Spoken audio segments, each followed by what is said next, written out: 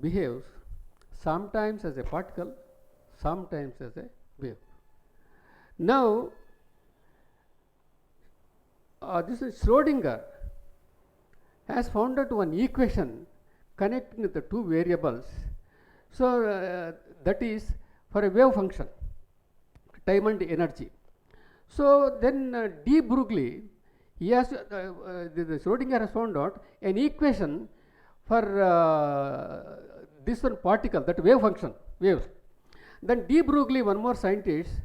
So, this, every tree, every mountain, everything, there is a wave function.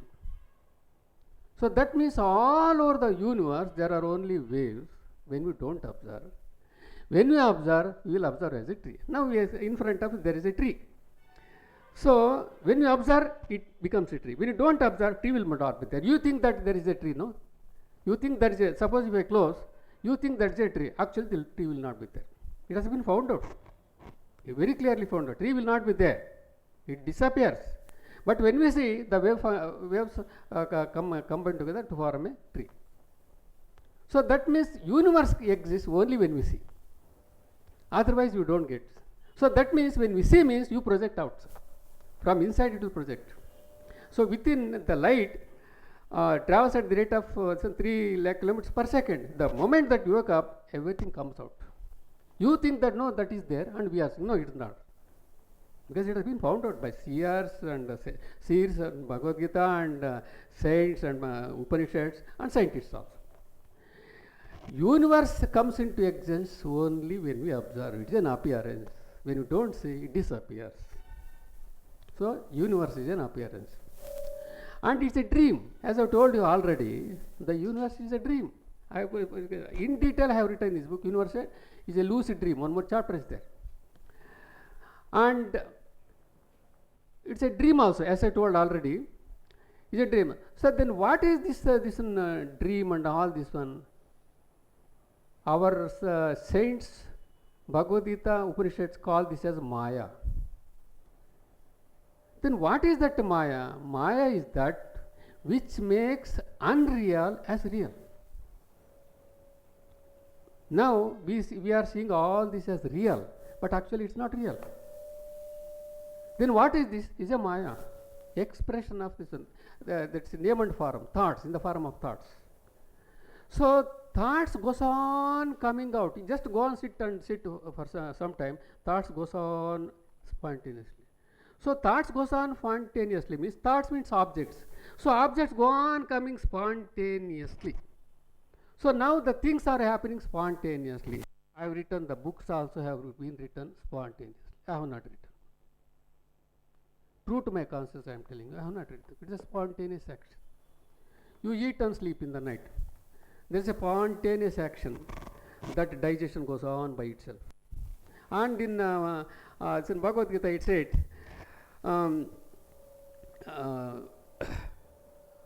that is having entered into this one, Aham Vaishvanara Bhutva. One sloka is there. Aham Vaishvanara Bhutva. Jatarakni, that's called Vaishvanara Bhutva.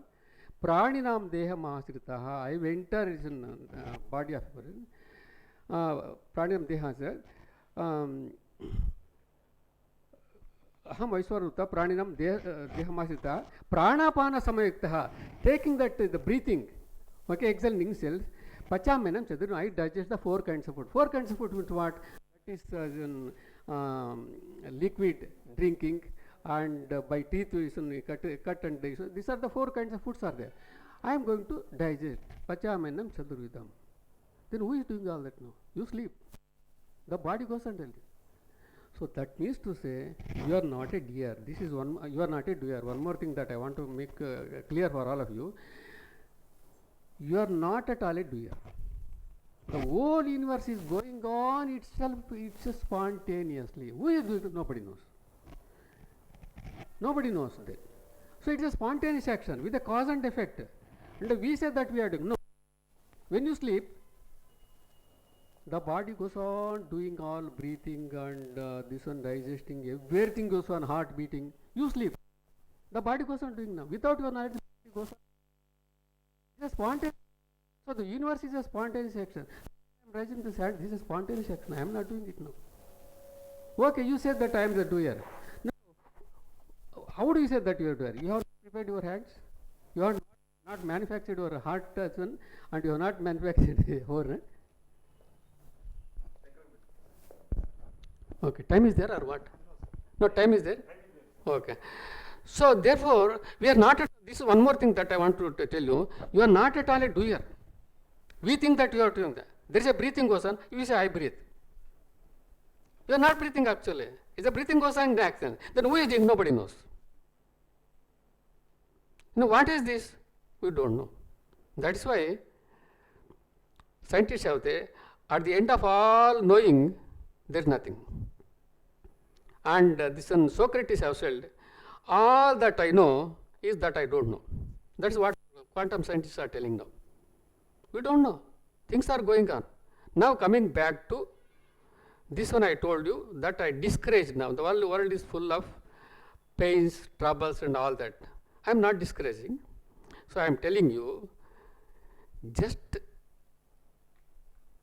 in Bhagavad Gita, one sloka comes, Matra sparshastu kaunteya sitoshna sukha dukkada agama paino nitya tam stitikshasva bharata, he says. So this kind of this one sense perceptions like sukha dukkha, okay, sita ushna, dualities, they are coming and going.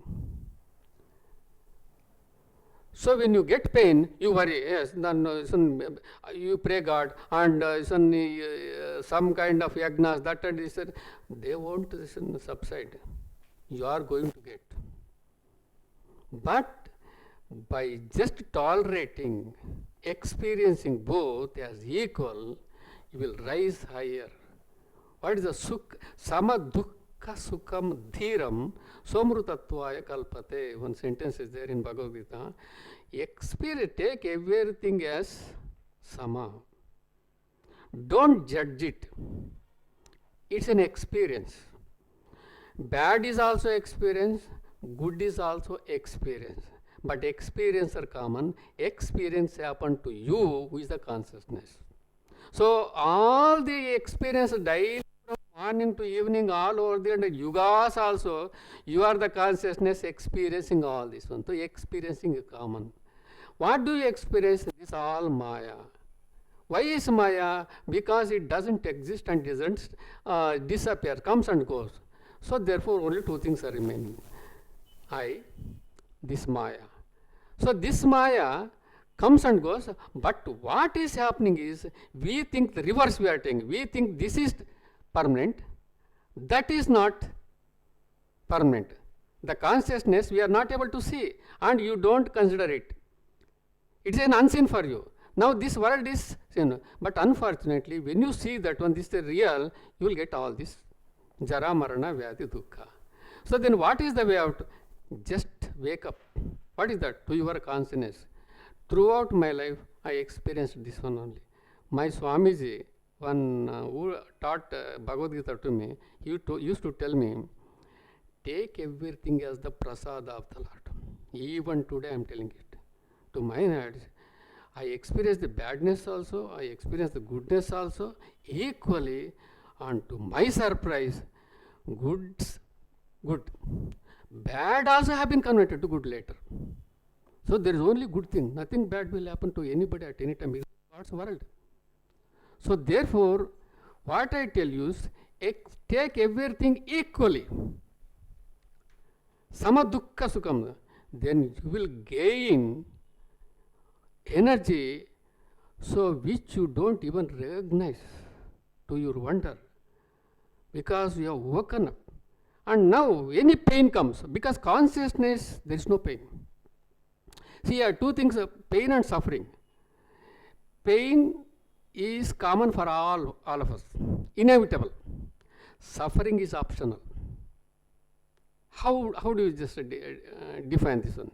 Now suppose you are charged with contempt of some killing or murder and all that. Okay? You will experience pain and also suffering, because you are made to suffer that. But you have come to know that somebody has committed a mistake, not you. So then we distance itself. No, that your wife has committed it, then suffering will be there, pain will be there, suffering will be there, but pain also will be there, but not as earlier as, because you have disowned yourself and it has gone to your wife, but because you have closeness, you experience pain there also. But suffering will not be there because it has gone. So therefore, suffering